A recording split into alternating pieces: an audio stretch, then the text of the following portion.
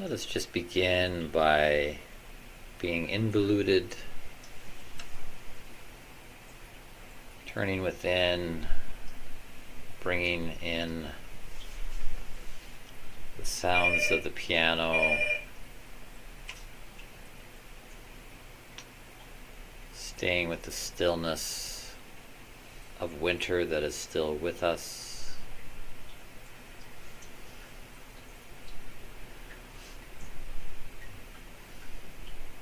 To turn within and be with whatever felt sense you carry at this moment.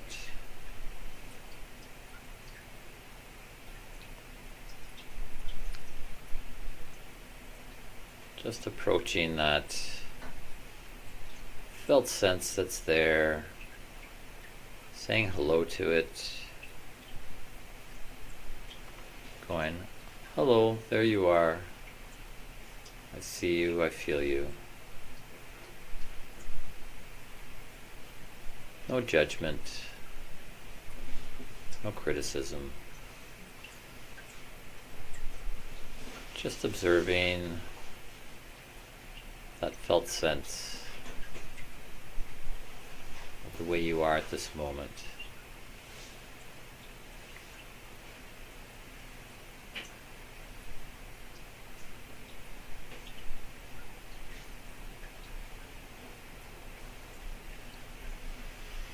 Allowing your mind to be open to receive the raw material that's there. Parts of you, different parts of you, none of those parts being all of you, but a part that has a story, that has something to say, that can participate in the work of you.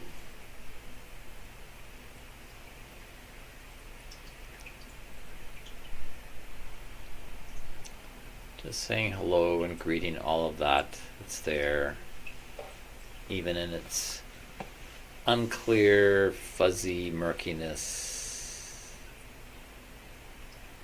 That's okay, that's just the way it needs to be at this time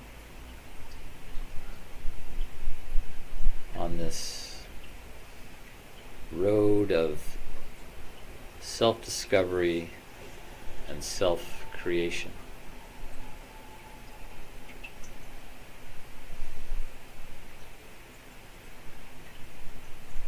And see if you can even feel some gratitude for what sits within you at this moment, this hour.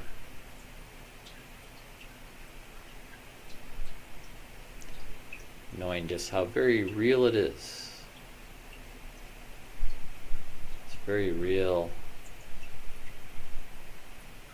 and it's there for you. It's there as an offering.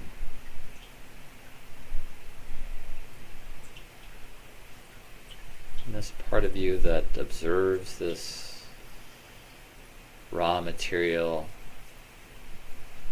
that's kind of murky, fuzzy, unclear. And you may know some of the story, but perhaps to feel some excitement knowing the story is not over.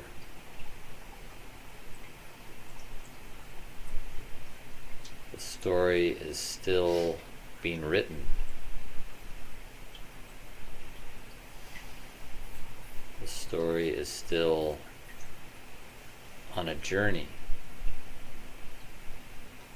Your journey as the author, the writer, and the publisher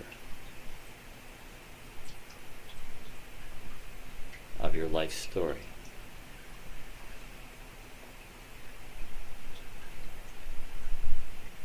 Just being with all the parts that are there, the pieces of the puzzle. And perhaps at times you feel this, or even now, feel despair or discouragement. Just be with that, observe that, say hello to that.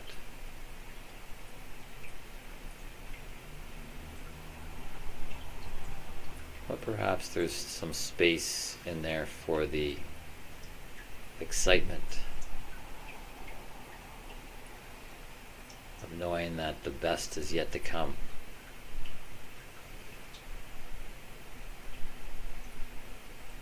That even with this being our last formal, official class of focusing, is actually a new beginning, a new chapter in your life story,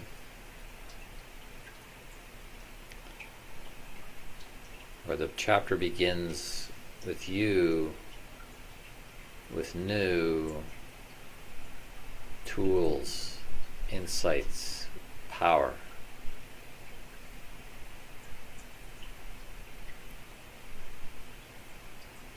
Hold that within your inner space. Sense of a threshold that's being crossed this night.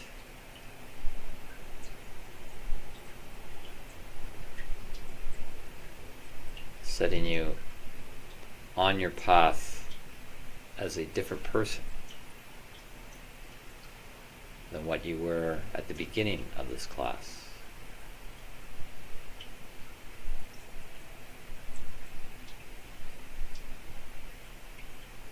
Perhaps make some room for some enthusiasm, hope,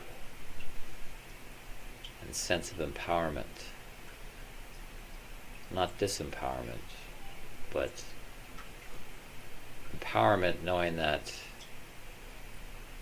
we truly can change the world. It's humans that really are coming into greater empowerment and determination of the world that bears us. The world that bears us as cosmic beings.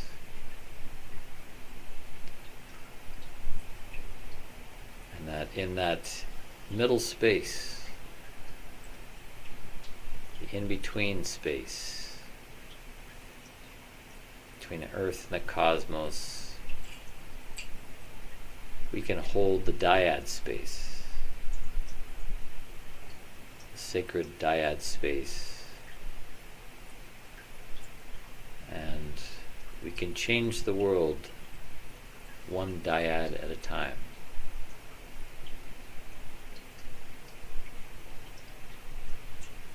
Every time we focus on our felt sense, find the handle, the best resonating handle, and then ask into the felt sense, and ask the bodily held wisdom to guide us in unpacking this unclear, murky something. We do deep, transformational, integrative work on ourselves, in ourselves, that unquestionably ripples out into the wider world, as we are all connected.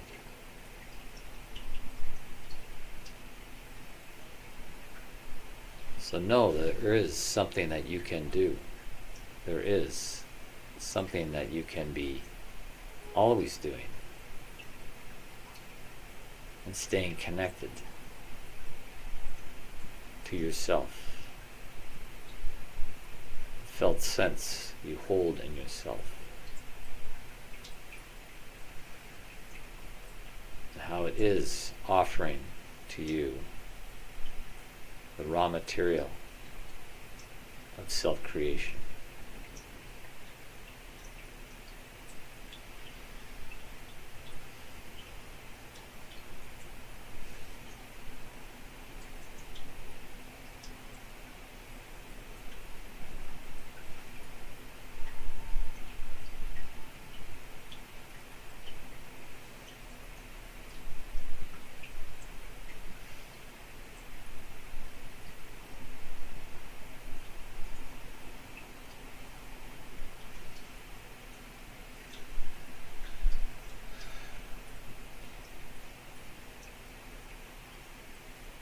And bringing the palms together before the heart, a gesture of reverence for the greater power that invisibly surrounds us and holds us and works through us. Much thanks and gratitude to that power. May we be always mindful of it, that we may always engage with it.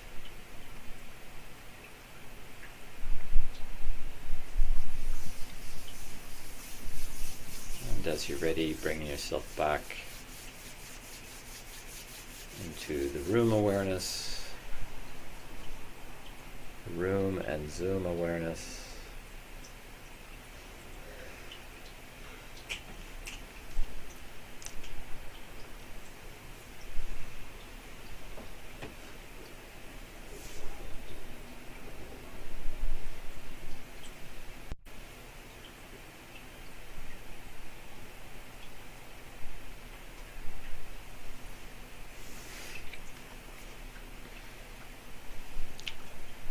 All right, we've got Lindsay here tonight. She's part of the family.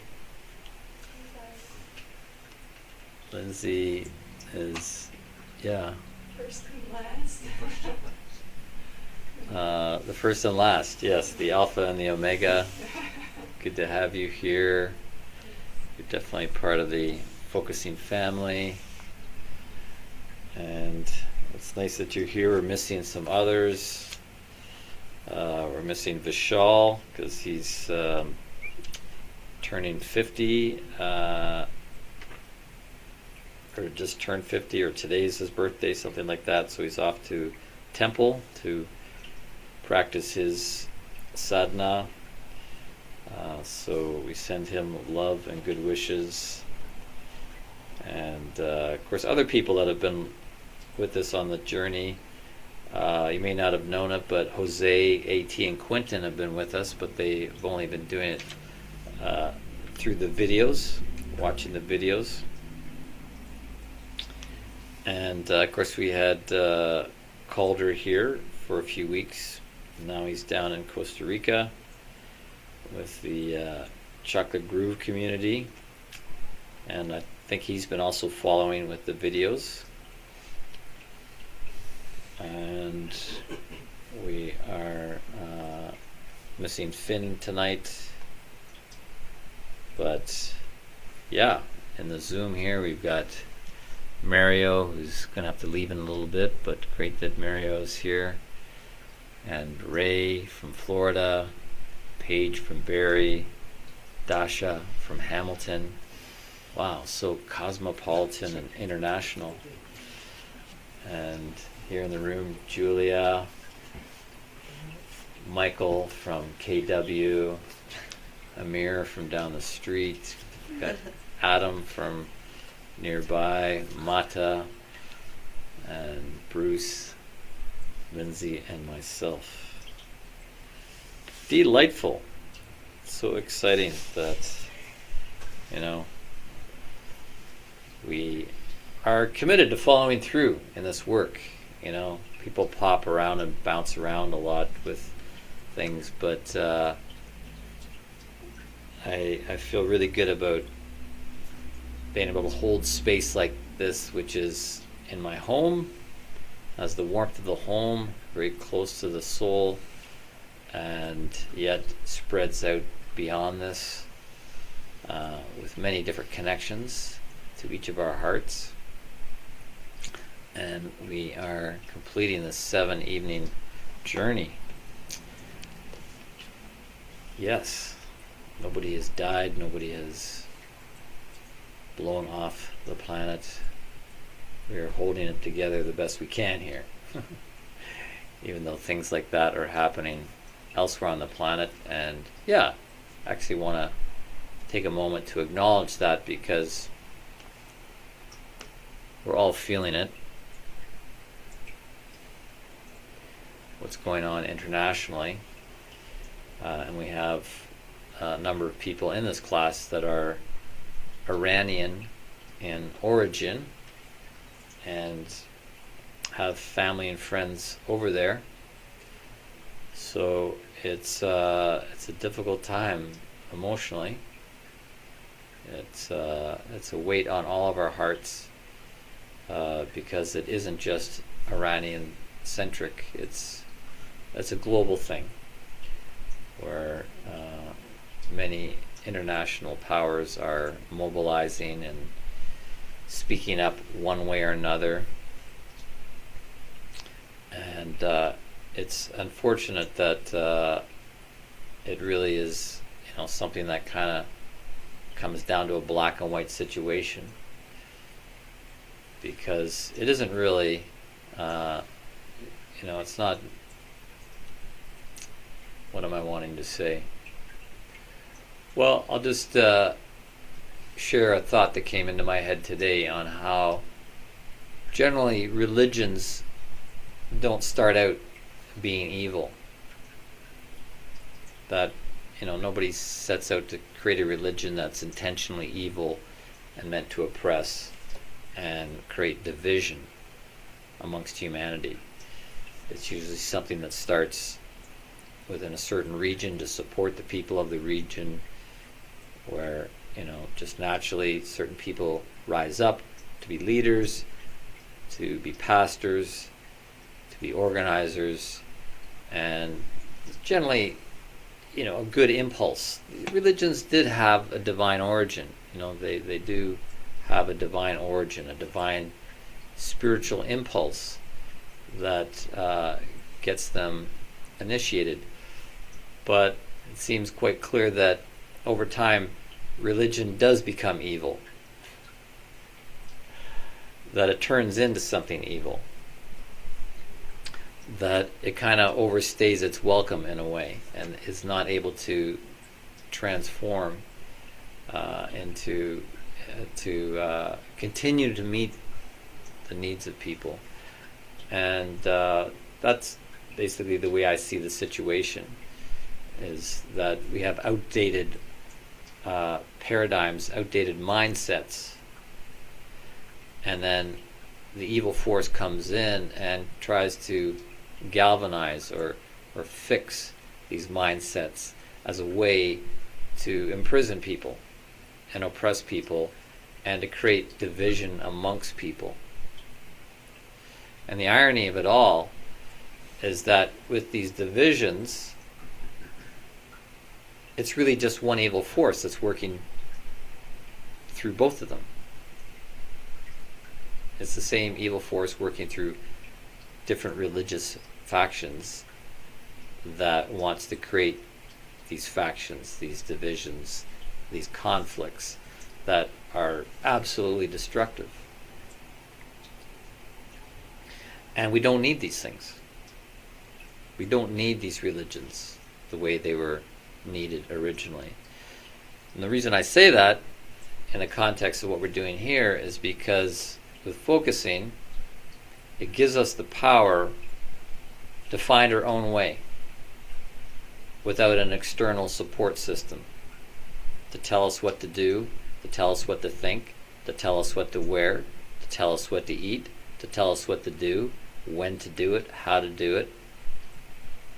It might tell us why or why not. It may or may not tell us why. It's ultimately becomes a system of control. It becomes a matrix. But focusing is really so liberating because it does put us in touch with our own individual guidance system through the bodily held wisdom and the felt sense, and to follow what Rudolf Steiner calls ethical individualism, the ethics of the individual. You find what is right for you, when it's right for you, how it's right for you, where it's right for you, and if we're all following that, there's not going to be conflict. It's going to be harmonious because it's all coming from the same good guidance system rather than the division that's being created by the one evil.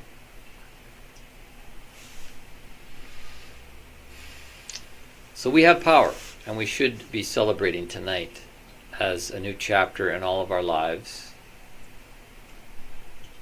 to step into our lives and into the world and into the lives of others with more empowerment. Really, I think one of the greatest tools there is. Because you are the greatest tool there is. You are the greatest instrument. The individual human is the greatest thing going at this point in evolution. This isn't to diminish any of the other kingdoms of nature. We have absolute partnership with them and rely on them and work with them, and we are serving them. But we are the vanguards of consciousness. And focusing is a tremendous instrument to unpack consciousness that is, in a way, dormant in the physical body. So we bring our awareness to the physical body, and that awakens the mind in new ways, because the mind is just kind of wandering around like an animal looking for a home. But when we realize that the animal has a home in a physical body, then it can also connect to its home in the cosmos. And this is what I love about focusing. It's really integrative of all the different layers of our being. We don't get into this esoterics of it so much. In the Tantra class, we've been talking about the different layers of our being. Some of you are in both classes, so I can make reference to the esoteric model of the human being and say that focusing really brings these disparate parts together into harmonious working as we work our way through the disharmonious world and the disharmonious world culture. I want you to see it that big this night, because too often people do this class or they learn about focusing and they don't do anything with it. It just becomes another book on the pile, just becomes another thing they've done, and they're off to do the next thing, and not realizing that there are forces that oppose the unpacking of consciousness. There is an oppositional force that doesn't want you to use this. It doesn't want you to remember what you've learned, and especially to practice it with the will. It's going to take will. It's going to take a disciplined will. It's going to take an organized mind to organize your time. And it's going to take a passionate heart that has commitment to use the power and tools that you've got to serve others, and also within that, serving yourself. It's so beautiful, the dyad space. It is a sacred space of giving and receiving, receiving and giving, that is often overlooked because times in society, it's either about the individual or it's about the collective. But with a dyad, it's about the power of the pair and working in two-ness. Just two people together, being able to hold a particular kind of space that you're not going to find as an individual and you're not going to find in a circle. And sure, we have lots of one-on-one encounters with people through conversations. And I was thinking about that today, how going back to our first session and how so many of our one-on-one conversations are just full of communication stoppers. Just full of communication stoppers. One person speaking, another person speaks over, the other person then interrupts, the other person's not listening, they just have what they want to say. And it's this back and forth. It boils down to just a series of interruptions of interruptions. It's just interruptions of interruptions in our two-ness of communication. But we are becoming masters. We are becoming masters of holding space in a new way. So I want to hear a little bit. Now we can have some time to open up the circle and hear from the individuals how it's going with focusing, what you're learning, what you're challenged by, etc., etc. It's a little bit of a check-in time. So anybody like to share? I could go first Mariam, thank you. because I have to go actually soon after this. So I think for me, perhaps I've mentioned this before, but even doing like some solo focusing, I guess, is kind of what I'd like to move into more. Like even of the nature of like you call them the shorties at the beginning of our sessions during the past few weeks. Like even just doing a little bit of steps 1 through 4. I would like to move into that going forward and be more comfortable doing that, as the need arises, like in little bits throughout the day or the week. Yeah, so that's kind of a goal I'd like to do. A goal for this year, I suppose. That is great, Mario. Yeah,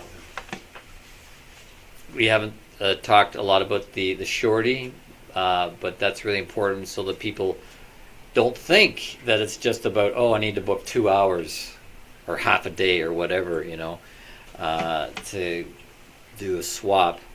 But it can be as short as 5 seconds. I did it this morning when I was getting up. It's like getting up and it's okay, what am I feeling? What's the handle? And this word came through and I just took the word, let it sit in the space. And so there was like a connection between the felt sense and this articulation of a handle, and that in itself produced a shift.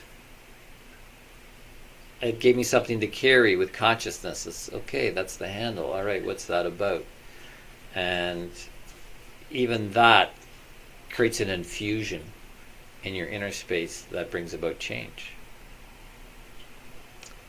You may not have time to unpack it, or maybe it's not meant to be fully unpacked in that moment. Maybe you're just meant to be given a little bit of piece of the puzzle with a handle to sit with and unpack over the course of the day. Yeah, how's that? Shorties. Okay, Dasha.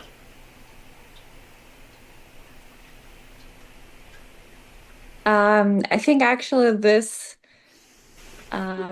inspired me to see where this practice can be fit into my day, because I like to stay away from putting too much into a morning routine, because then that becomes like a hard chore on its own.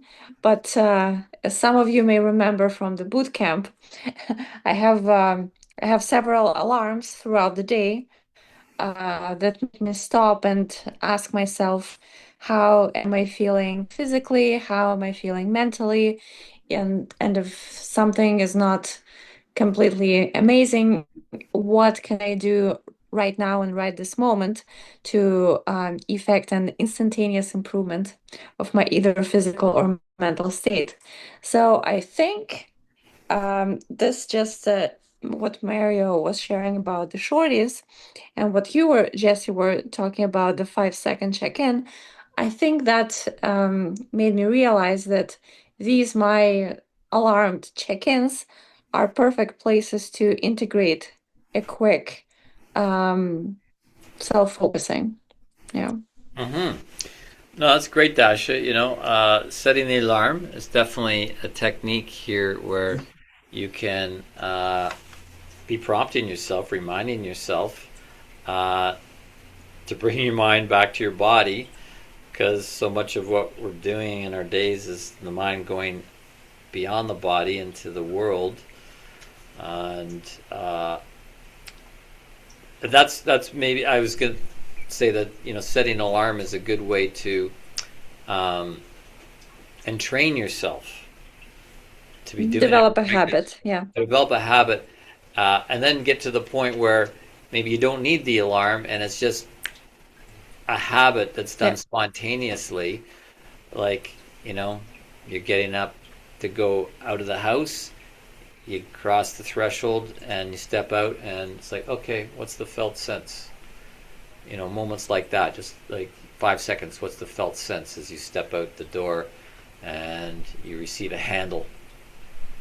And that handle really is a handle into a new state of being. So hold on to the handle, hold it in your mind, and let it pull you into a new state of being. So much that can be done around this. We're only limited by our imaginations. So, but yeah, setting your alarm several times a day, that's a great step in that direction. Thank you, Dasha. Anyone else? Yes, Michael.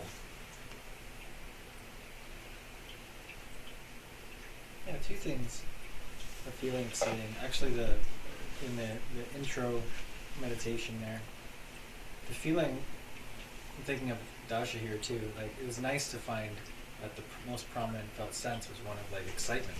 And when I felt into the excitement, how did it go? It had something to do with like, oh, actually excited about future relationships, and a particular type of future relationship that I won't describe too much, but the words were something like transparent relationship.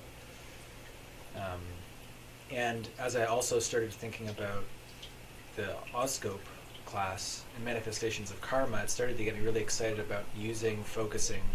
I don't understand the Oscope too much. I haven't looked into it, but in terms of like intuiting karmic connections and intuiting the future, that felt really exciting.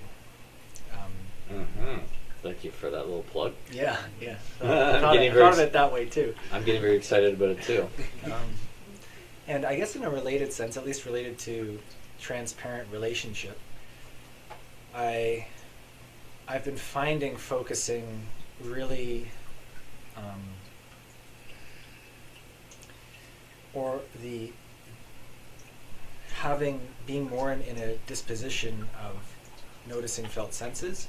Some of the relational practices I'm doing,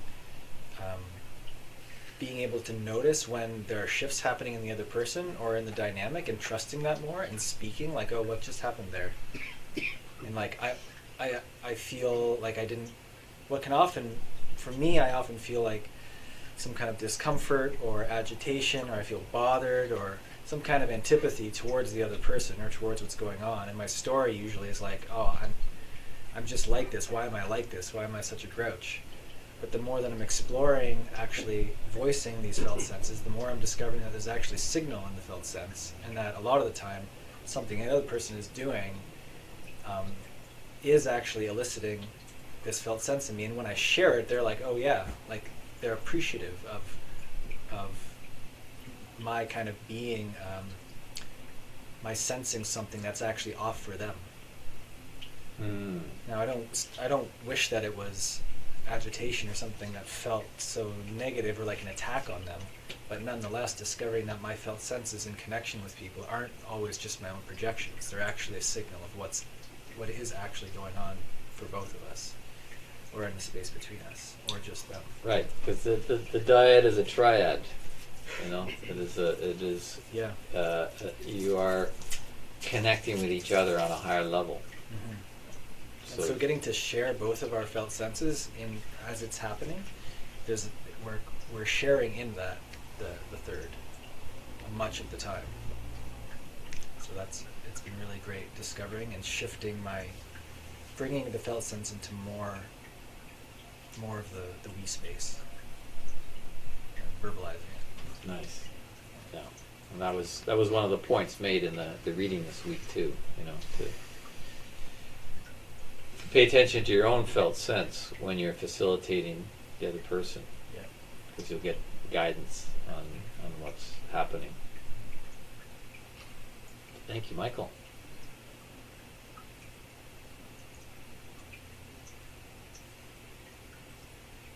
All right, Julia.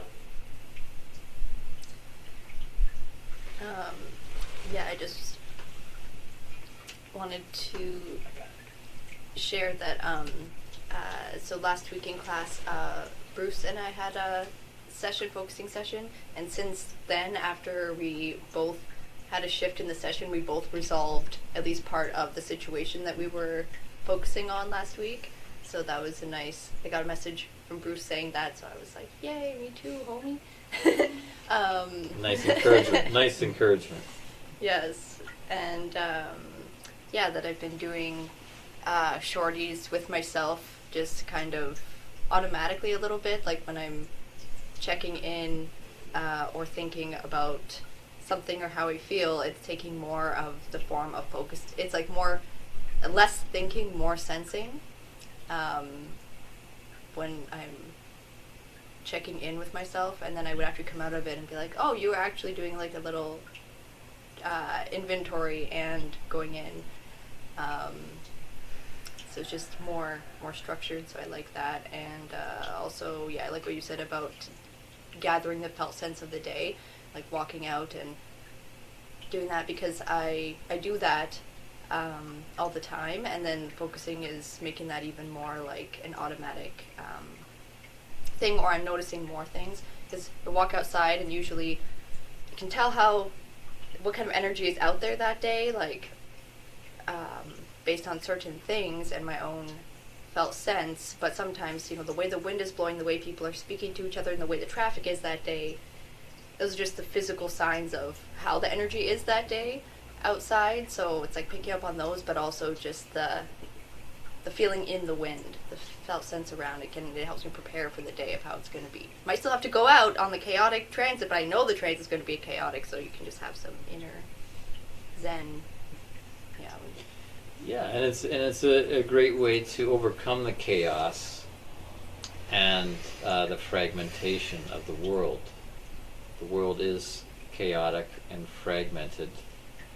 We see that, but it needs to start with us overcoming our own chaos and scatteredness and fragmentation, and how focusing, just that gathering in around a felt sense, moves us out of that fragmented, chaotic state. Even if the felt sense isn't necessarily great, at least it brings this kind of a contraction that's needed at times. Life isn't all about expansion. Sometimes we need to contract and draw in, and focusing allows that contraction and reconsolidation, so then we can expand out our influence without losing ourselves, without becoming scattered, without being seduced and drawn out into the world and pummeled and beaten up.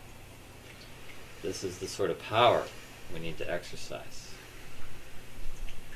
Thank you, Julia. Ray, I see your hand up.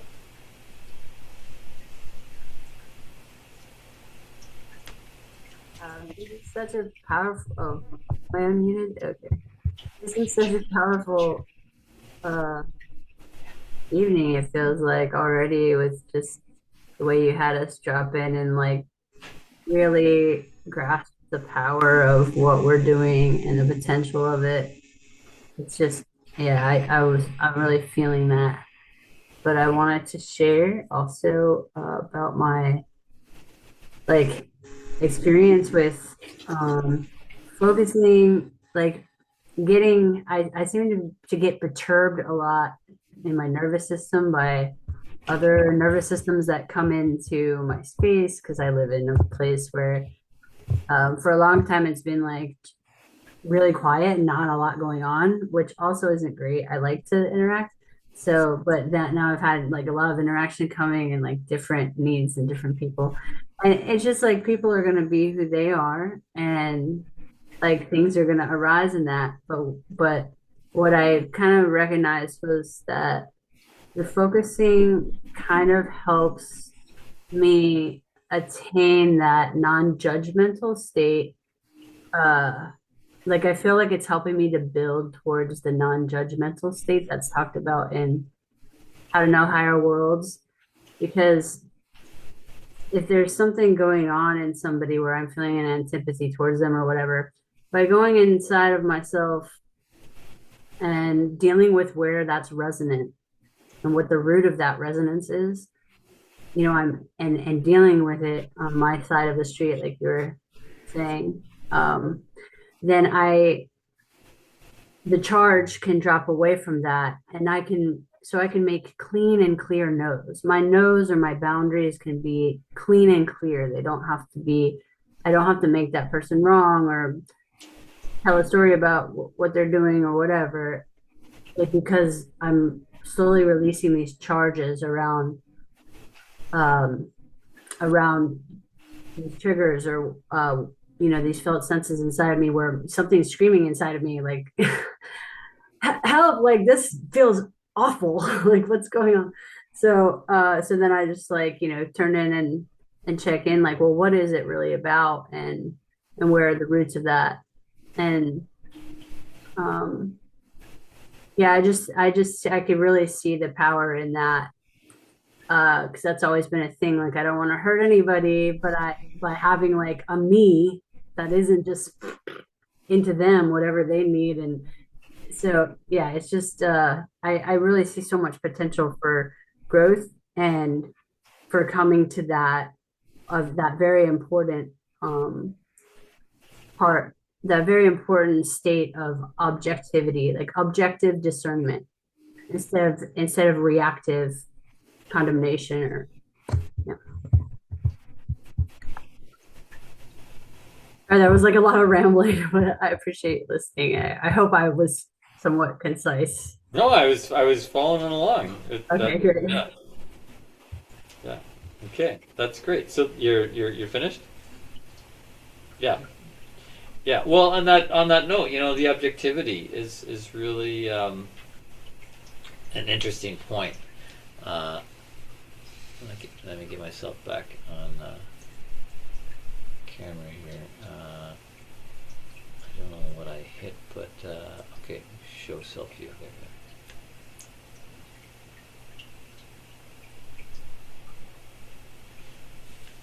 The marvelous thing about focusing, in light of this word objectivity, is that, yeah, in the process of focusing, we step out of ourselves a little bit and look, you know, like we read this week about this, the trick of disidentification with things. Disidentification. So instead of saying, I am sad, we say, oh, a part of me is sad.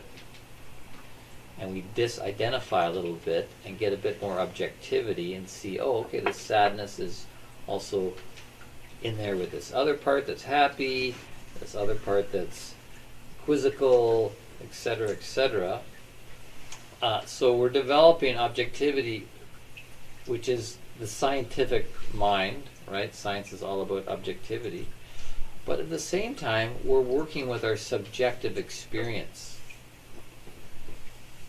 Intimately subjective, where it's your stuff, the way you're holding it, and the handle that comes to you that connects to what your subjective experience is, but then you're getting some objectivity. This is what's missing in science. Science tries to eliminate the person, the human, from the equation to try and get to the truth of something with so-called objectivity, which really is impossible. Really is impossible to be purely objective about something, especially when we understand more of quantum physics and quantum entanglement and how everything is connected, and even the subject, you, has an influence on the object that you're trying to be objective about, which is why science is really getting confused around all this. But focusing takes away the confusion and really sets us on a new platform of being where the subject, you, is still in the equation, experiencing the personal experience, and also bringing in some objectivity by getting some disidentification from the experience. And it's the ultimate part of it is it's developing the mind in a new way that modern science is not developing the mind. Modern science is wonderful, the past few hundred years, developing objectivity and rational thinking and the power of logic, but it's leaving the human behind and the powers that are inherent in us as a subject. And when we bring these two together, it's what I'm calling, I'm writing about this in one of my books, I can't remember which book I'm writing about it in, but I call it the NEAM. The NEAM, which is an acronym for the newly emerging hybridized human mind. The newly emerging hybridized human mind, hybridized of the objective capacity and the subjective capacity, or you could even say the scientific thinking and the shamanistic thinking of the past. And when they're hybridized, it's this NEAM, this newly emerging hybridized human mind, or what Rudolf Steiner calls spiritual science. Spiritual science. The practice of spiritual science, and not just the science as we know it now, which is out of balance. And I've been saying for a few years now that modern science is one of the leading causes of mental illness, because it's not appreciating really the capacities, the tool that the human is, the instrument that the human is. Because of its limited idea of what the human is, the model that it has is very materialistic. And with us, with focusing, it's allowing us to more fully use the instrument of what we are, the subjective side, the objective side, and it's going to lead us from insanity to sanity. Because we're kind of at that precipice of people losing their minds because they don't really know how to use the mind. But focusing is a very safe, gentle, effective process to use the mind that's going to be integrative, and it's going to allow not only you to solve problems in your life, but it's going to evolve you into a NEAM, a newly emerging hybridized human mind.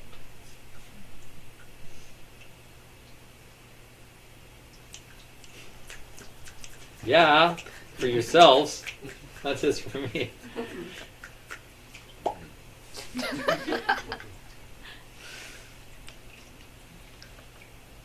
So I'll share a little bit because this past week I did 3 dyad swaps.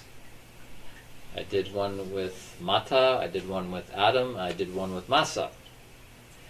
And today I read my notes for all of them.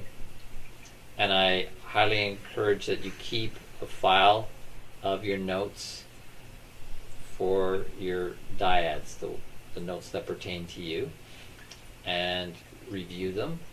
And you'll see the importance of note taking when you're a facilitator. And you'll develop your style as a note taker when you're facilitating.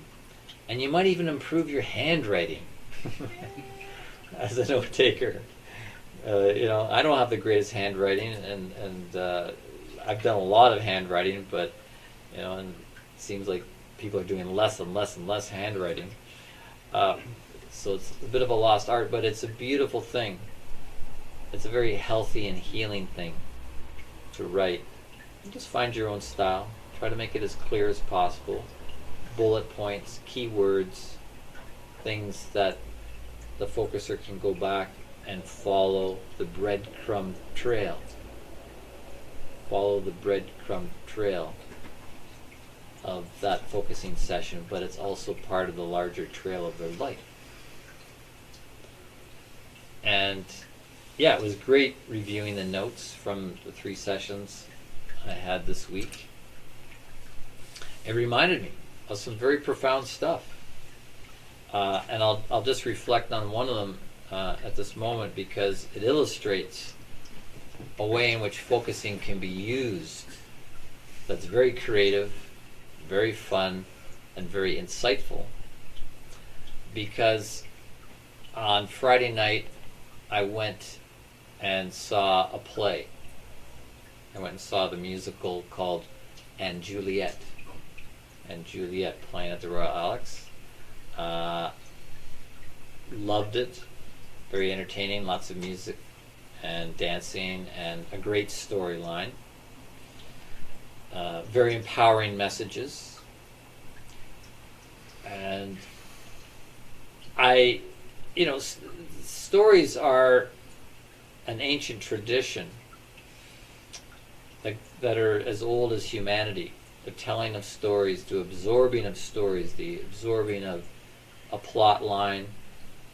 It's really an early form of initiation where when a story is being told, the listeners are being initiated and activated by the movement of characters in the story. But it's moving the characters within the listener as well. Because characters are archetypal. And we have the archetype in the story and we have the archetype in ourselves. This is kind of what we'll get into in the class this spring on manifesting an Oz and the Oz characters. So we have it all within us. And so watching this play, I was very moved. There was 3 different male characters. Well, there was a number of male characters. There was Shakespeare himself, but there was Romeo, and then there was another love interest. What was his name? Dominic de Boyd. And Juliet was falling in love with Dominic instead of Romeo. Okay. But then Dominic started falling in love with this guy who was dressed as a girl. He was transgendered. And so it was very complicated. But when I did my dyad with Masa, this is what came up in my dyad, was the storyline and these characters. And I started to see these 3 different characters in myself and was able to work with them creatively and go, oh yeah, I feel that part of myself, and I feel this part of myself and that part of myself. And I was able to awaken some things within myself by absorbing something externally, internalizing it, and then playing with it in a focusing session. And it was really kind of tantric in a way, that it was shifting me into, I mean, I was identifying with this May who is transgendered and feeling the feminine, but then it was also something strengthening of the masculine in me. So I went through this initiation in my dyad that kind of rearranged my parts and brought me closer to my center. If that makes any sense. Mm-hmm. I've had similar dyads. I remember a few years ago I watched all the Lord of the Ring movies, the trilogy. And then I was focusing at the same time with a friend, and I was just working with the characters in the Lord of the Ring trilogy, the characters and the storyline. It's like, oh, where am I in the story with this character? So I want you to see how creative you can get with this. You're only limited by your imagination. And of course, focusing is an invitation to really work with capital I imagination to bring about initiation, alchemization of yourself. So be open to that. Be open to these sorts of images coming alive within you. And this is exactly what we'll be doing in the spring class. Maybe I'll just talk about that now rather than at the end. One of the spring classes, there's the one on Tantra on Thursdays, the Tantric Universe, which is kind of a workshopping of the new book I'm working on. But then the Tuesday class will be called Manifesting Karma, Dharma, Dreamtime, and the Archetypes of Oz. So we'll be doing more kind of as an extension of focusing and dyad space, but we'll be bringing in another modality called the Oz scope, where we go into an eyes closed type of thing, even deeper into the dream time, where we're doing waking dreaming. We're dreaming while awake instead of dreaming while we're asleep. We dream while we're awake, and we go into Oz to meet with the archetypes of Oz and work with them as a way to initiate and alchemize ourselves.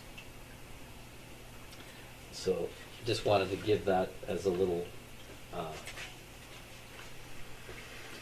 introduction to what that class is about. And everybody's going to get a copy of my first book called Secrets of the Yellow Brick Road, a map for the modern spiritual journey, with the Get Moving guidebook, where you'll be learning this modality called the Oz scope, where you facilitate each other in just what I explained about going into the dream time, going into your own personal Oz, meeting with these parts of yourselves that are archetypally the 7 major characters in the Oz story: Scarecrow, Tin Man, Lion, Wicked Witch, Not So Wonderful Wizard, Glinda, and Dorothy.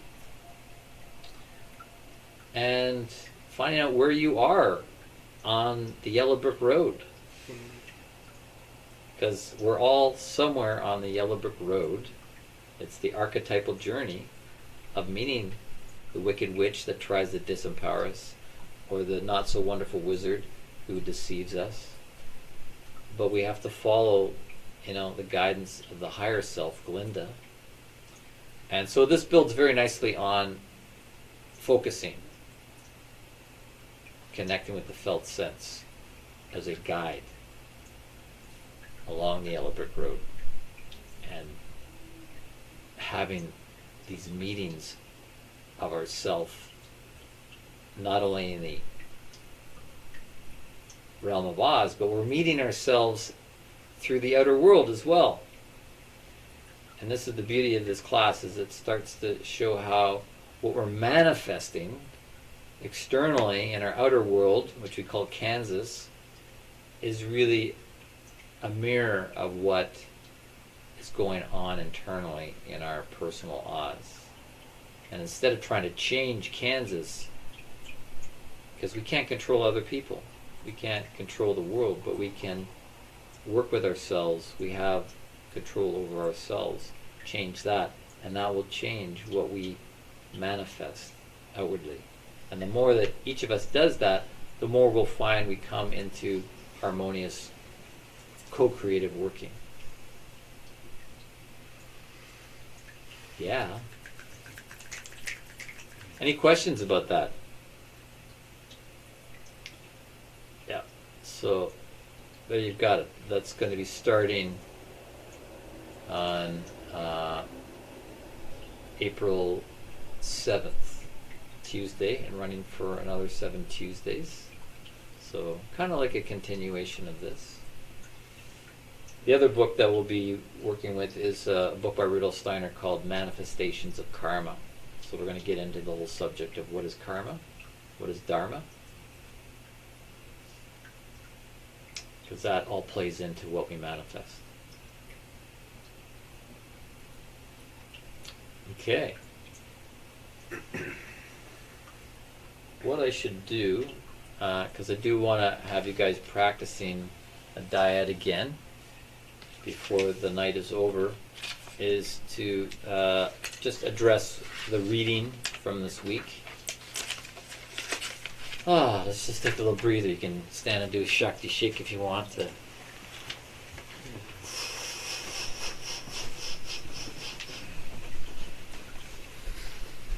And we should pass the oils around. We I did. guess they went around once. Always pass them We'll around do it again. Do it again. More oilification. That's the good stinky. Can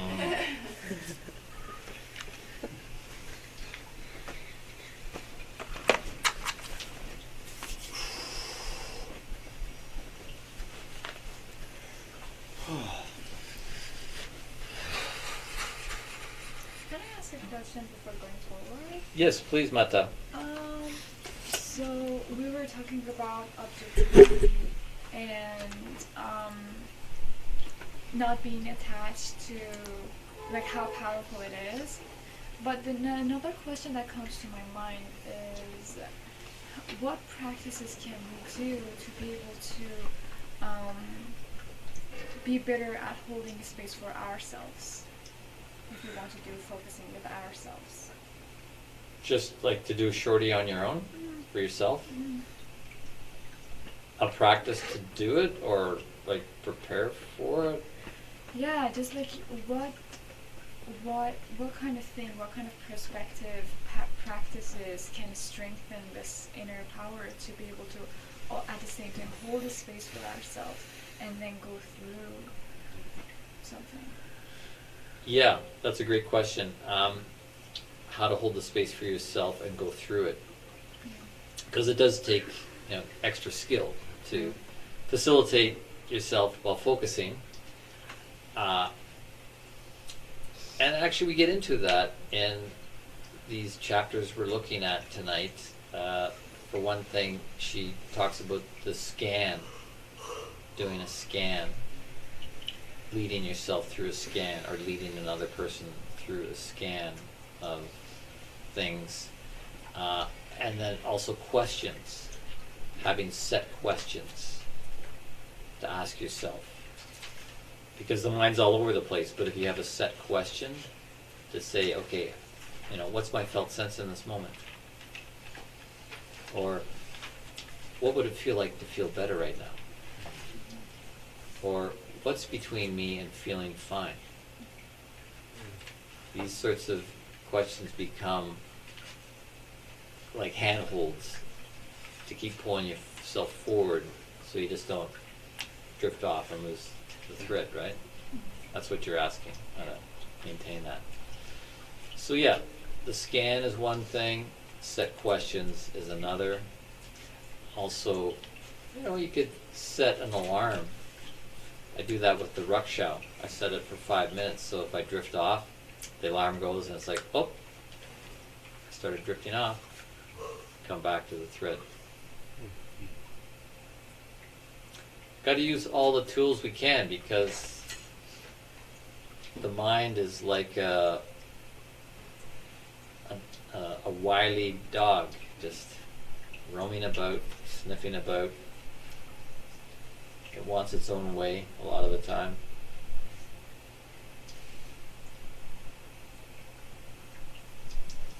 Okay, so we are finishing off the book tonight. We're making it to the end. Congratulations on that. And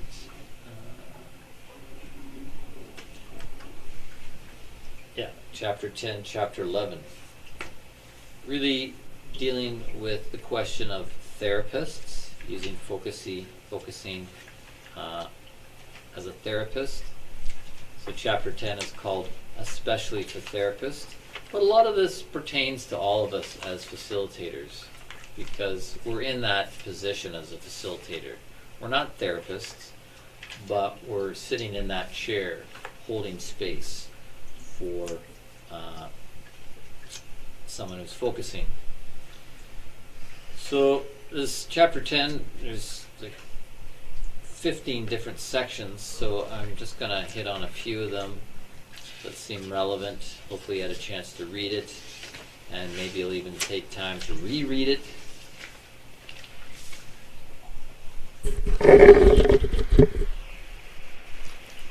And the first section is easy clients versus tough clients.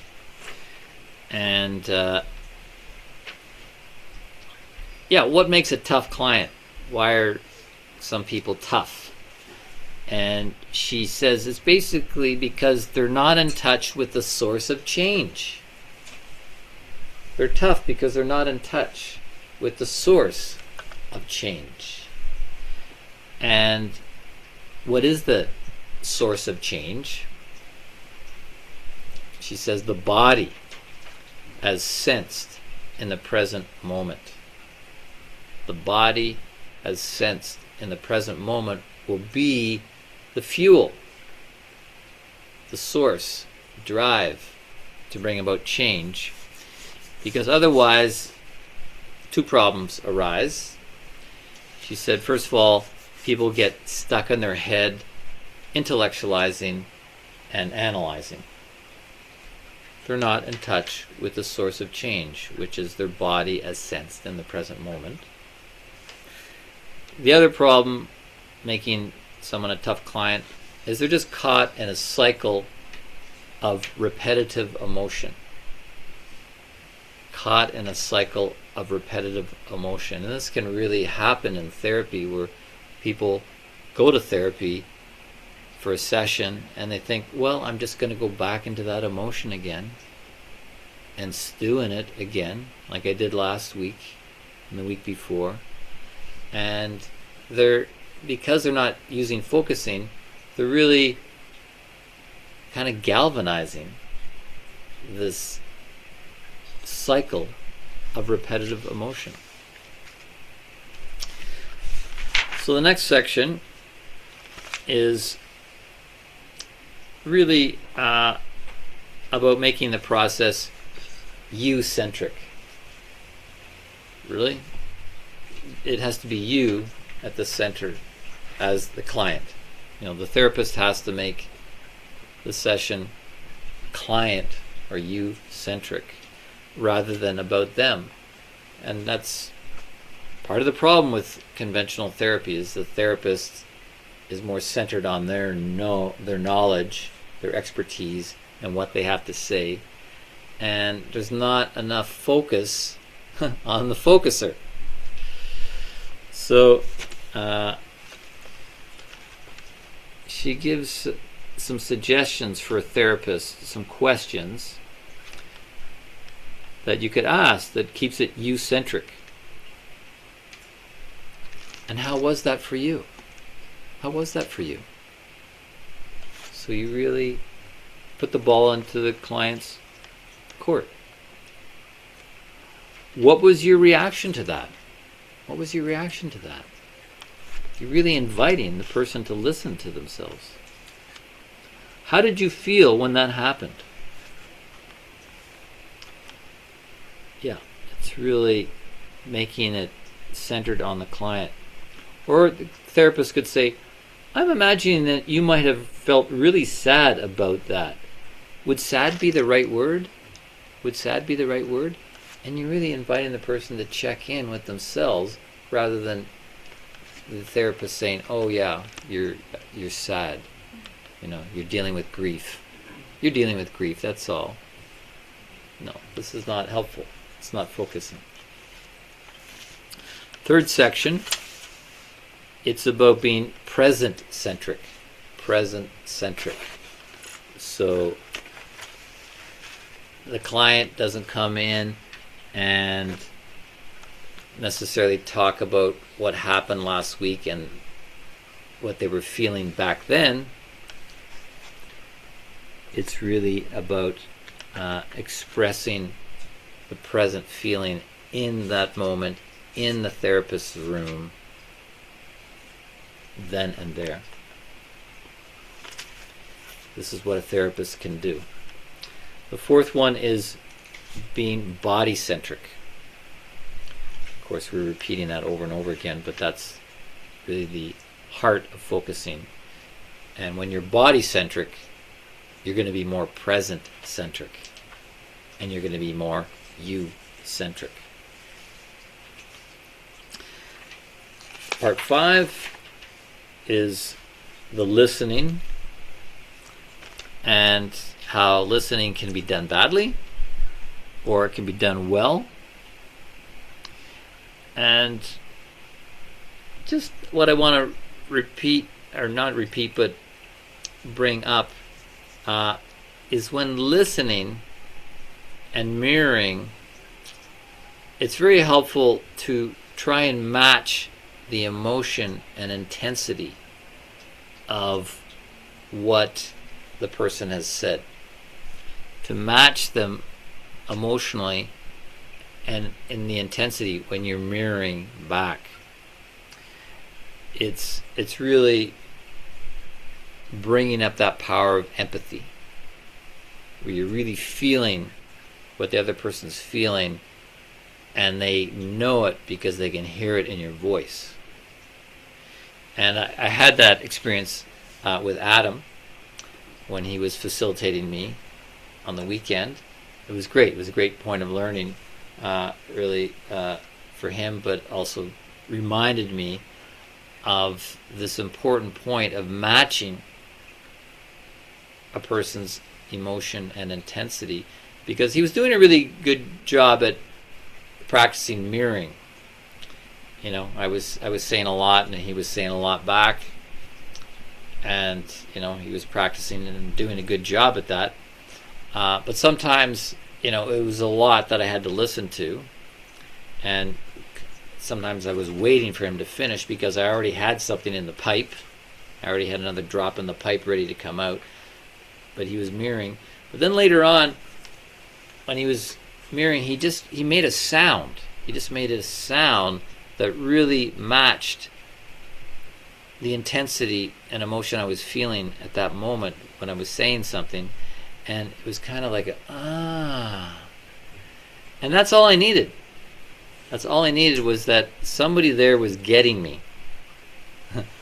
They were getting me, and they was like right on with the vibrational sound in his voice that just let me keep going.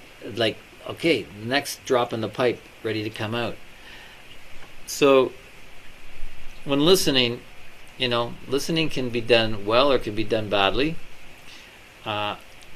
If we're really in that state of empathy and we're really working it and matching, we're going to be more intuitive.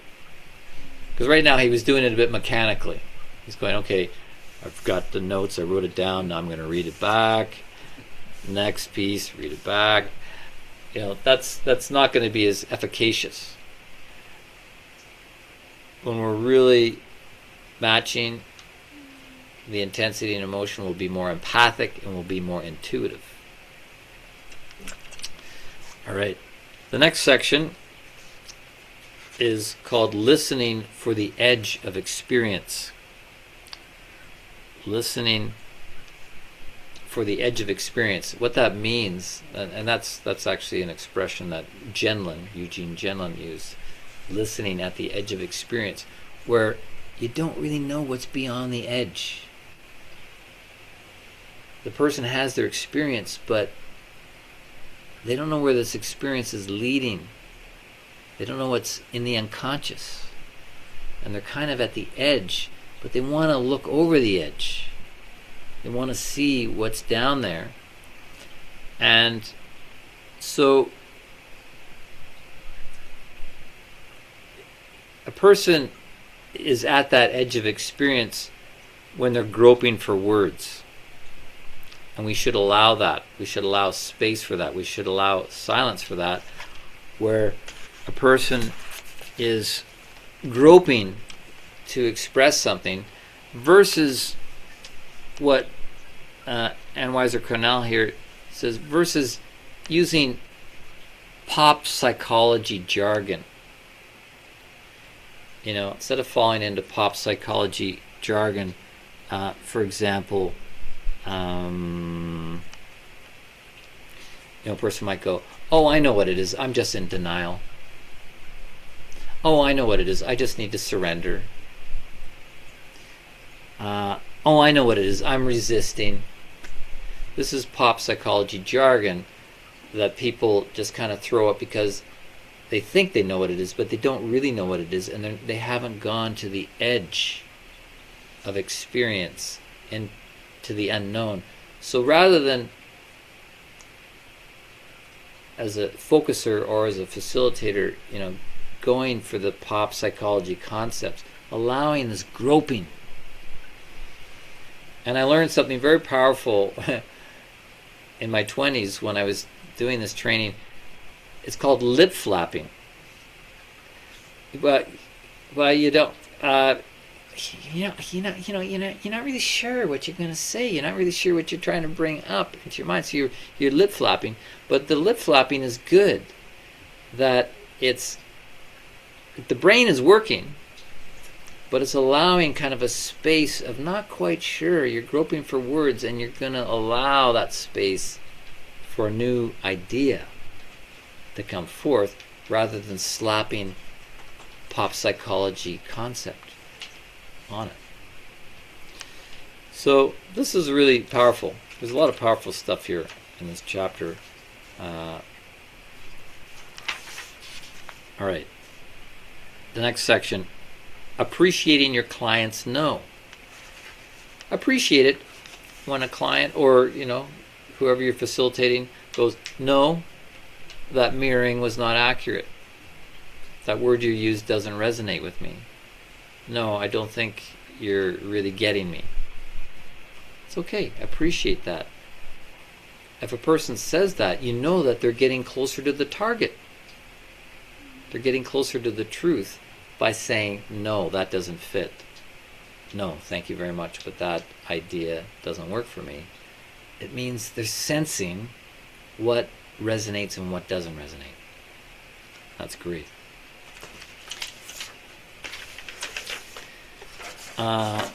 Next one is when your client doesn't feel enough. When your client doesn't feel enough, there's ways to facilitate feeling ability. There's ways to facilitate feeling ability. A lot of people don't feel, or they have days they're not feeling. There's ways to facilitate feeling ability. There's an example here. She gives, the client says, "They really gave me the runaround." The therapist said, "And how do you feel? How did you feel when that happened?" Client, I felt they should be prosecuted.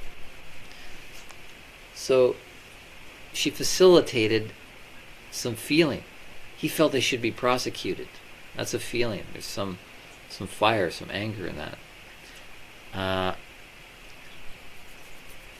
She says there's different techniques to facilitate feeling, where you get people to feel the difference between one thing and another. practices that you feel the difference between one thing and another.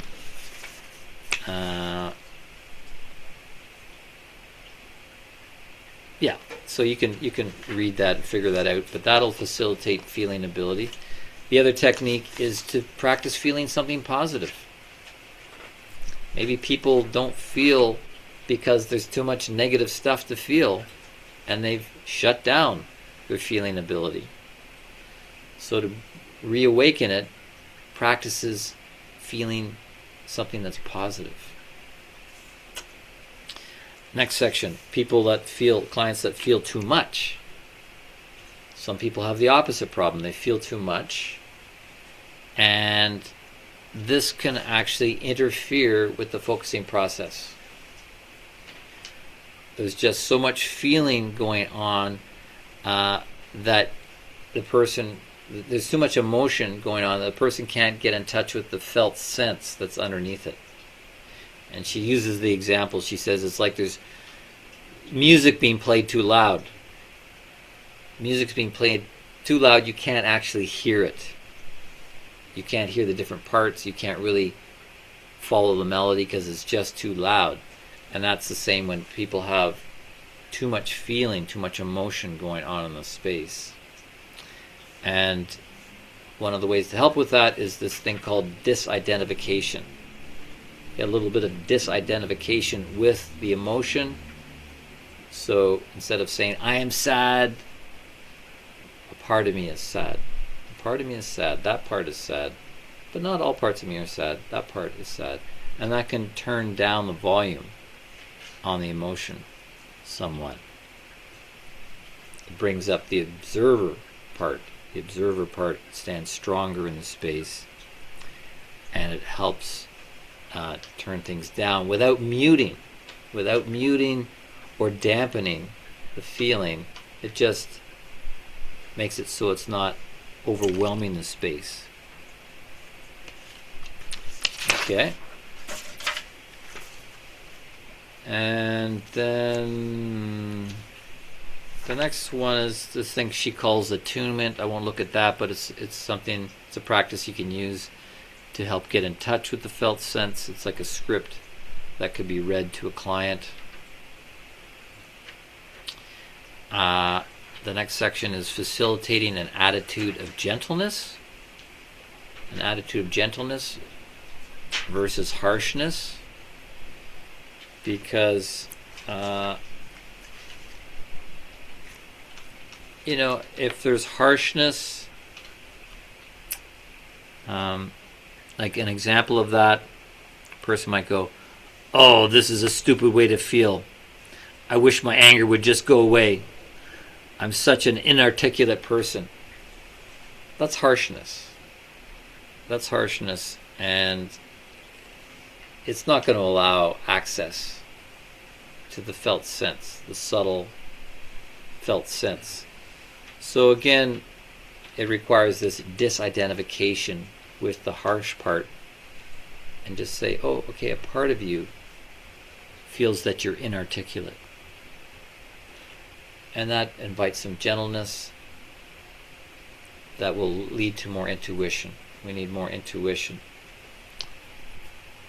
And with this gentleness, it leads to this next thing where you can get in touch with those vulnerable places. If you're just throwing harsh statements at yourself, you're not going to be able to get at those vulnerable places, and you can't get down to what she speaks about inner child work. Because focusing absolutely could be used in inner child work, which is vulnerable spaces. So we want to get away from this harsh way of addressing ourselves and more into that gentle, vulnerable place. Next thing is, this work should lead to action steps. If you're a therapist or you're a facilitator, it's good if you can tease out some action steps at the end of the session. It's like, okay, what concrete steps can you take now? And ask the felt sense. What is an action plan that I have as a takeaway from this session? And the last thing she says, as a therapist or a facilitator, be in touch with your own felt sense. Not only listening to the other person and guiding and all of that, be in touch with your own felt sense throughout the session. It will guide you in how to ask a question. You know, what is the best question? Just look at the list of questions and see which one highlights, which one resonates. Have to be paying attention to your own felt sense. Whew. Okay, so that was chapter 10. That was a bit of a doozy. And then this last one's shorter. And it's called If You're in Therapy. If you're in therapy,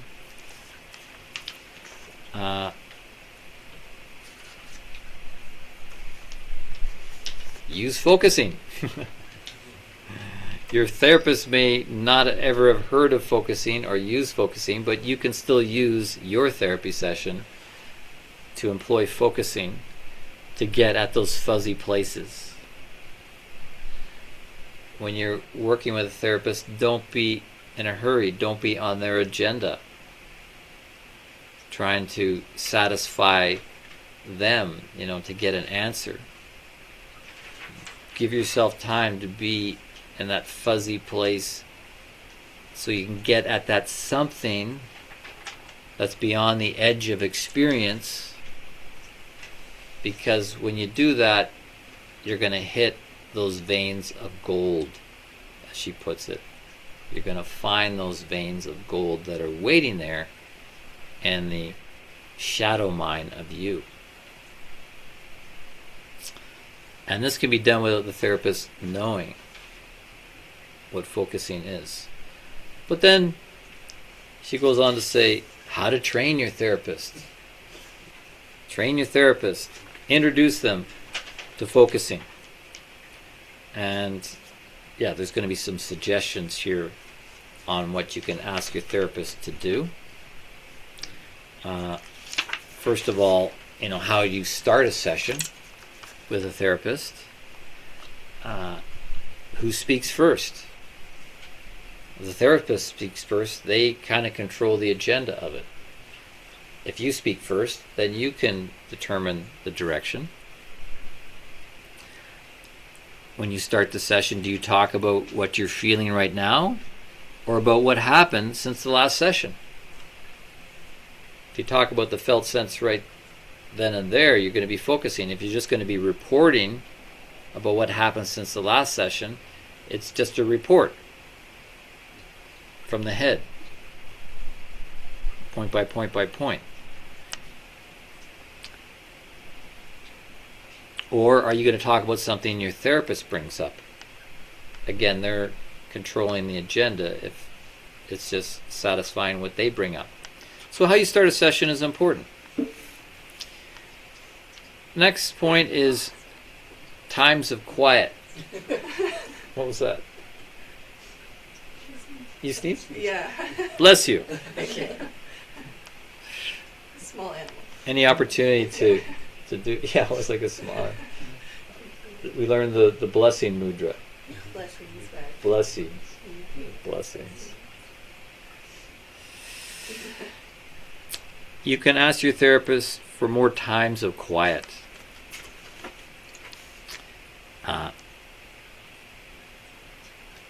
Or as she says here, put bluntly, you're asking your therapist to be willing to shut up sometimes. Therapists can be like that. They have to justify that you're paying them $150 for 50 minutes. So they have to be talking, and somehow silence just doesn't justify $150 for 50 minutes of silence. So it's a bit of a problem. But tell the therapist that you want some times of quiet.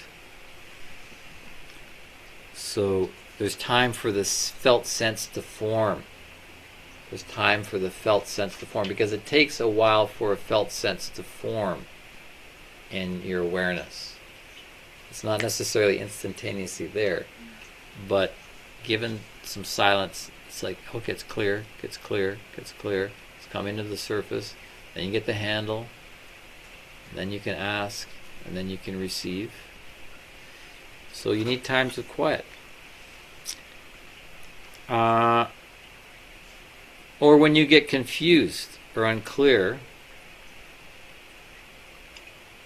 you can have the therapist ask you to sense in your body. Tell your therapist to ask you to sense in your body when you're getting lost or unclear about things.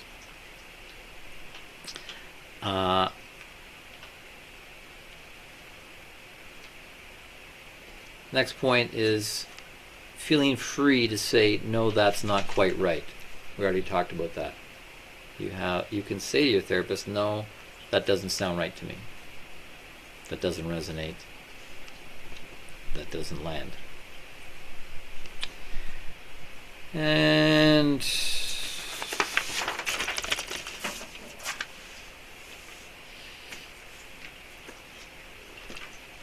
to remember that the work continues between your therapy sessions. People have like a therapy session maybe once a week, maybe once every 2 weeks, maybe once a month. That's hardly enough. So to remember that with focusing, it can continue between sessions, and stuff will continue to come up, and you can continue to focus, and then you can go to your therapy session. But then ultimately it says become your own therapist. Get to the point where you don't need the therapist anymore. You're ready to end your work with the therapist, and you become your own primary support person. That's it. That's where it ends. Becoming your own primary support person. And then when that chapter closes, there's a whole list of resources. There's publications. There's a whole network around the world of people practicing, focusing, teaching, focusing, and so on and so forth. So, there we are. We made it through the book, all 11 chapters. Any comments or questions on what we just covered? Are you going to keep the focusing page with The Google Doc, yes. Google You'll Doc? still have access to the Google Doc as long as you want. I couldn't. I could get the links, or it came up, but it was not right. I mean, maybe it's the phone for reading power of focusing. I don't know if it's me or you. Yeah. Well, if you really want to continue, I highly recommend buying the book, for one thing. But if not, yeah, you can download the PDF, so it's on your phone and you're not having to access the doc. Oh, okay. Yeah. It's in a trash folder or something. It says when I go into it, it says this folder's in the trash. So you can't download it or something. Really? Yeah, I don't know if it's accidentally in your trash folder, but that's like the message I've been getting on it. I Oh. can still read it from my phone, but I can't access it from my computer, and I can't download it. I was able to access it on Computer works. That's good. Yes, somebody here said they could access it. Oops. Sorry. Oh, stop. You don't have YouTube Premium. No, I don't. I like the ads on YouTube. Thank you very much. I've actually bought some good products. They know you. The algorithm knows you well then. Yeah, what's wrong with that? You know, it knows what I like, and so that can be helpful at times. Annoying at other times, but I will check right now to see that. So Also, if you like the audiobooks, if you have Spotify, it's on the Spotify. I'm listening to the audiobook as well. this one is an audiobook on Spotify. Yeah, Okay, it's pretty good actually. good to know. For me, it's like what is I have a lot more retaining like when I do audio and then read the text. So Cool. it's helpful. Yeah, whatever works for you. There's so many different things available. Any other comments or questions before we take? Yes, Mata. So, my question is a bit general, but is there any circumstance in our personal life that we shouldn't do focus, like when we are suffering from like severe anxiety or severe depression? Is it a good thing to go inward and use focusing? Is it a good? Mata's asking, is it a good thing to use focusing in all circumstances, such as severe anxiety or severe depression? Well, I would say, focusing is a great tool all the time. Sometimes it's augmenting other things.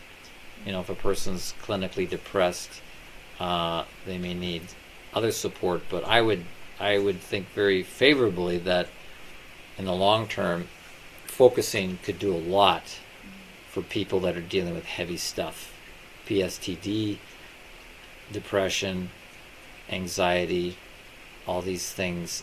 I feel focusing would get to the bottom of it and transform those parts.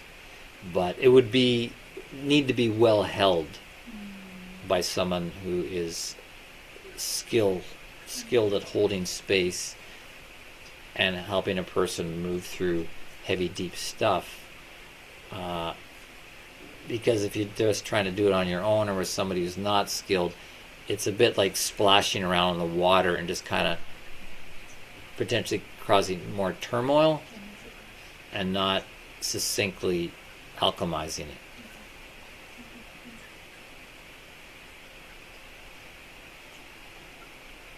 Okay, well, let's take 10 for a break, and then we're going to come back and do some more dyading. So here we are at the edge of a new episode in our lives.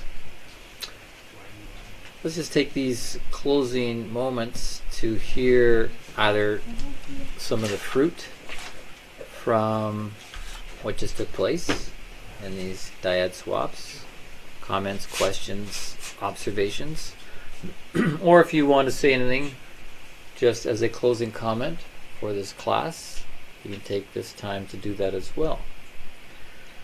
So the circle's open to, yes, please, Adam, camera. Yeah, so Mata was my facilitator, and right at the start I had two kind of main felt senses, and one was kind of a familiar theme, a bit of excitement or anxiety in the chest, but I was feeling like stronger, like a sore back or pain, and I was like, my initial inclination was to like dismiss it. Oh, you just, you haven't done enough yoga, or you slept funny or something like that. And I was like, you know what, I'm just, because I've already worked on this other kind of familiar felt sense, and the soreness was stronger, I didn't prejudice it away as like just a physical kind of a pain. I don't know, not that I should have been thinking like that through the teachings, but it was just my own, prejudice. So I didn't dismiss it, and we actually went in there, and I didn't think I was gonna find any, I don't know, other issues or meaning going on with it other than, it's just a sore back, but we did. And then there was a shift, and it lightened, and even went into like a action plan. So don't be biased with what comes up, I guess, is the learning there. Yeah, just like that thing we read in the book, about slapping some sort of pop psychological label or answer to it. You step back, gave it space, and surprise, surprise. Yeah. So, an awareness that physical can often be psychosomatic or something different. More often than we realize, yes. The physical can be definitely a different level, energetic, astral, emotional, spiritual, past life. You can tap into all these things. Mm-hmm. So it's great that you held back your prejudice means prejudge. Prejudice, you prejudge it and assume you know what it is. But the body holds tremendous wisdom, and you gave it space to speak and found an action plan. That's great, Adam. Good. Dasha has her hand up. Yes, I was observer this time, and something that I observe actually relates to.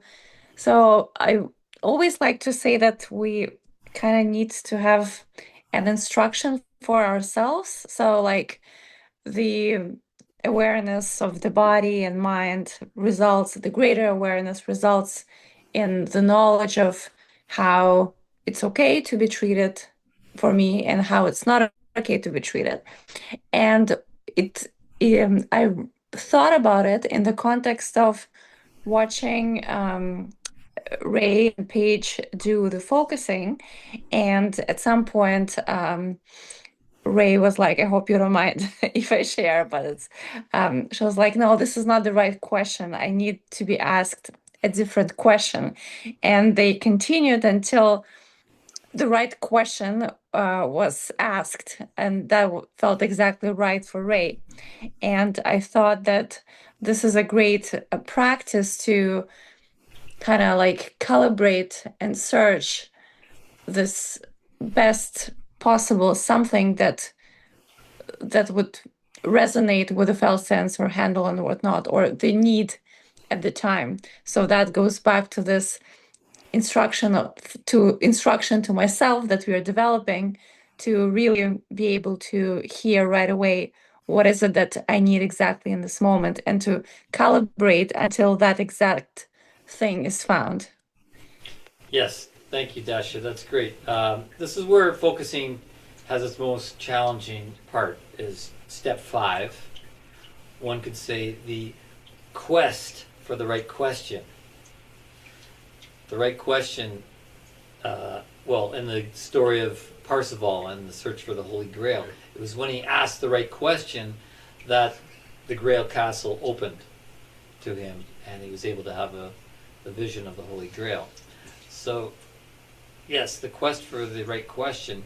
But here again, the facilitator can tune into their own felt sense and seeing what resonates as the right question. And this really works. This is the way I do it. I'll have the list, or I'll just think, could ask this question, this question. You see what resonates and offer it and see if it resonates for the other. Yes, Paige. Yeah, I would also just like to add to that I do see the importance of the diets and why you have us practice them, because it really helps us as individuals, like to make us feel that we're being heard, each other is being heard, and that it's allowing us to be in a space where most people do not really take the time to resonate with, themselves. And I also do feel that it allows you to be true to yourself in the moment. It's allowing you to be true to yourself in the moment. And I learned the importance of the diets. I learned from this of owning your own space that you're in at the moment, and understanding the felt sense itself, and giving it a handle, the importance of that. Before, I never really took the time in my life to do so. I was always on the go, doing like 10,000 things for the entire day. I never really stopped to take a breath or smell a rose or anything like that. So this class, I'm thankful to you. I'm happy to say that it sort of gave me the importance of really seeing that, being in that space and taking the time to do so. So I'm grateful to have taken this class. Yay, Paige. Yes. And we're grateful that you are part of it. And thank you for sharing that revelation. That was a very nicely ruled out revelation of things that have landed for you in this class. And That's so exciting. The world is a different place because you're a different person. And yeah, what you said at the beginning about the importance of practicing these dyads, I hope you'll continue. Because there is no substitute for practice. There's no substitute for practicing. So really encourage you to keep it up, and we'll see in a moment if you want to be paired up with somebody, or if somebody you would like to be paired up, if you know already. Yeah, right. To connect this week on someday. I don't know when, but You and Ray, okay. yeah. Beautiful. This is great. Very exciting. Changing the world one diet at a time. Yeah, and I can see, how you're improving, Paige. We start from nothing and like learning to ride a bike and falling and not able to maintain balance, but I can see growing confidence in the process. Yes. Not only confidence in ourselves, but confidence in the process itself as a tool. You have to have the right tool for the job, and we have the right tool for the job. And it's only been 6 lessons for me. Could you imagine a year? Yeah. Yeah, definitely. Keep it up, and I do hope, occasionally I do an ad hoc focusing practice group where it's like, hey, who wants to come over for the evening, and we'll have a demo and then a dyad swap. So watch for that in the emails and WhatsApp thread. Bruce. Yes. It was Lindsay and Julia. Lindsay being the focuser, and for 2 classes you're natural because it flowed very well, and she had she found a very powerful felt sense, and that all worked. And then she facilitated me, and I don't know if I'm cycling or not, but I go through the same images, same stuff, and it's chronic, so you're taking like to think I'm taking a little piece of it each time. I like to think, or as you mentioned about cycling or going through the same emotional cycle, and I don't know if I'm doing that, but I like to think it's gradually improving.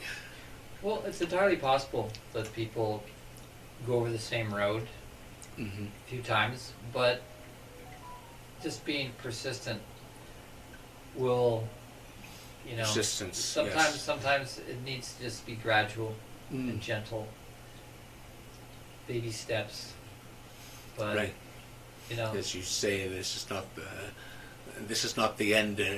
This is a small step from the main course, or small step in the number of steps.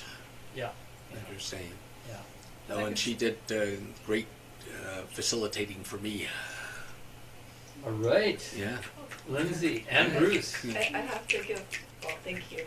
But shout outs to the experts that I was paired with here. I feel like just exemplary walking through. Julia was and Bruce are the facilitators here, and I just felt so validated, so heard, and I felt safe to be completely authentic and vulnerable, and just the most silly. You were walking me through the process. Julia was asking a bunch of these beautiful questions here, and just being able to label things, and I could get into my cat imagery that helped me label my grief was a scratching cat, and I'm okay, how can I be with this cat and sit with the grief cat? And it was I just felt so validated and seen as myself, and held in that way, because sometimes it can feel like a lot, and so I felt so cozy. So thank you guys, because I feel like I had a very healing session in our chat, and dove in to the dyading, because I feel like I understand this a little bit more, but there's such technical elements to it too that you kept coming back to. That was really helpful for me to understand the mechanics of how focusing works. That I think like just like active listening doesn't capture, right? It's like it's a process, and by going through and being able to like have the handle or that labeling, and then I need to study it because I don't fully understand it yet, but it worked. But it does sound like you're organically finding your way into it. It had Like you help. said, yeah, It helped, you're doing it so. naturally. And yeah. And it's good to have good supporters as well. Yeah, so glad to be here. Thank you. You're very welcome, and yeah, I would encourage you to pair up with you know, like someone like Julia, and who you were with, and you know, is a little bit has been here for all the classes. Yeah. Let's put it that way. Yeah. One question. Amir. Yeah, well, we just did a session with Michael. Pretty good job with this questioning part, but I don't know. To Adam's point, the prejudice of thinking it's like a physical, this is literally a physical thing, or it's psychosomatic or whatever. And I was struggling with that. I'm not sure if it actually has an emotional part to it. He was asking the right questions, but he's like asked the felt sense, but there's nothing really coming from it. It's not like having downloads of any sort. Mm-hmm. And then I was keep repeating myself. Kind of Yeah, recycling. you keep coming to kind of a roadblock on this of sorts, it seems. Yeah, repeating and getting to a certain point, but then not making that real connection with Yes. a resonant felt sense. So you and I are going to have that dyad we've been talking about for a few weeks. So get a closer look at things here and see what we can do. Yeah.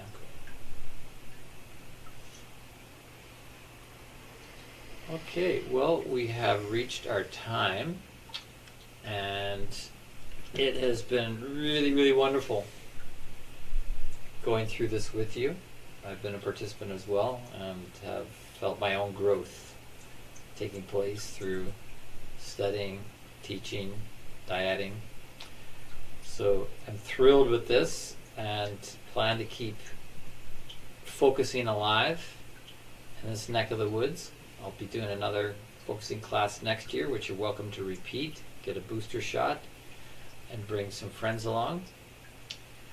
In the meantime, you know about the new classes that are going to be starting a month from now. I'm going to have a month break. Well, not really a break, just a month to change gears, but then get back to the teaching first week of April with the two new classes, the one on the Tantric Universe and the one on manifesting. So look for information in the emails or go to the website. There's a web page that has more information. There's going to be more lofty gatherings happening this spring. And does anybody want to be paired up with someone for this coming week? Okay, so Julia and Lindsay, do you guys want to be paired up? Sure. Yeah. Vishal? Well, I missed my session with Dasha. We weren't able to connect. I'm wondering if Dasha wants to. Dasha, do you want to try and dyad with Vishal this week? Or next week. I won't be able to do it this week. I can do it on Monday, if that works for Vishal. Yeah, he said this week or next week. Okay, okay, we'll be in touch then. Okay. Okay. Get this down. What's that, Paige? Oh, sorry, I can't get my hand down. Oh, you can't get your hand down. Do you want to? Do you want to be paired, or Yes, I do. you do want to be paired? Okay. Yeah. And who else here? Mata. How about Mata and Paige? I think Paige talked about with Ray. I was, I mean, Ray and Paige. Yeah. Yes. I mean, I'm open to doing more than one. So more than Mata one, as well. but I'm into doing it with you still, Paige. I would like that. We Okay. can arrange for all three of us, Martha, Ray, and I. Well, let's see. Is there anybody else here that wanted to do it with Mata? I have to make up my session with Ray also. So. Okay, so Ray and Amir. All right. Well, keep these appointments. Bruce is also. Bruce and Mata. Yeah, get in touch Bruce with and me. Mata, My okay. schedule's really full right now. Bruce and Mata. I'm down to do one. Yeah, Paige, you can just reach me on the WhatsApp. On the my WhatsApp, number, yeah. Like message me directly through WhatsApp. Okay, will do. Great. And don't let us stop there. Keep the ball rolling. You might find somebody who is a good regular person who's got a time slot that works with you. So rhythm replaces force. Use the power of rhythm to get the momentum going to entrain this. I really encourage to go at it hot and heavy from here on in to really entrain and get the feel of it, get the confidence of it, get the mastery of it, and really allow this thing to be a transformational force in the world. And watch for or go on the thread and look for people if you don't know how to do it with. Just you might find somebody you don't even know who would be willing to focus or do a swap with you. Okay, then let's just take a moment, give a moment to silence. Silence is not nothingness. Silence is rich. Give the last word to silence.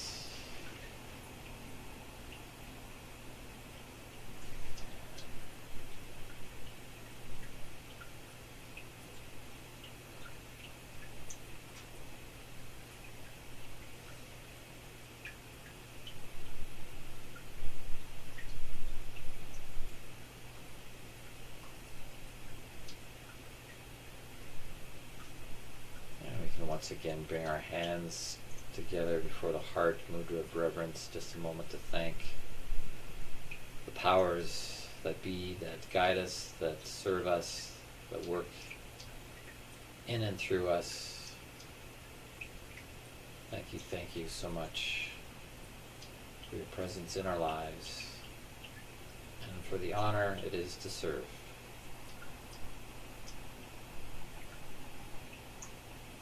Peace, light, and love to us all.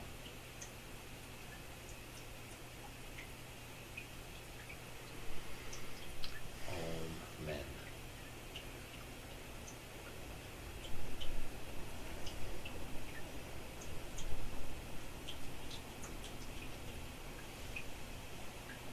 And you're welcome to stay, hang out. I think there's still some nibbles there on the table. Don't need to rush off. You can hang out and have conversation. And yeah, for those of you that are going to continue in the spring, enjoy the little time off. Got a Tuesday evening to pair up and do some focusing for like a couple hours. Like you said last week about Thank you, Jesse. Good night. Thank you, Jesse. Thanks, everyone. Bye.